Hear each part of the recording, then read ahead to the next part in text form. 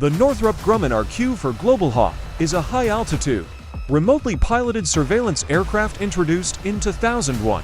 It was initially designed by Ryan Aeronautical, now part of Northrop Grumman, and known as Tier 2 Plus during development.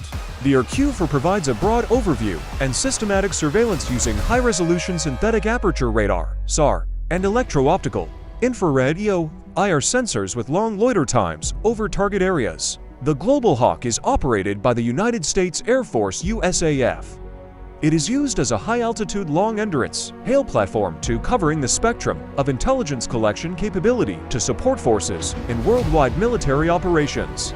According to the USAF, the superior surveillance capabilities of the aircraft allow more precise weapons targeting and better protection of friendly forces. Cost overruns led to the original plan to acquire 63 aircraft being cut to 45. And to a 2013 proposal to mothball the 21 Block 30 signals intelligence variants. The initial flyaway cost of each of the first 10 aircraft was $10 million United States dollars by 2004. This had risen to $60.9 million United States dollars till the $100 million in 2023. And then to $131.4 million flyaway cost in 2013.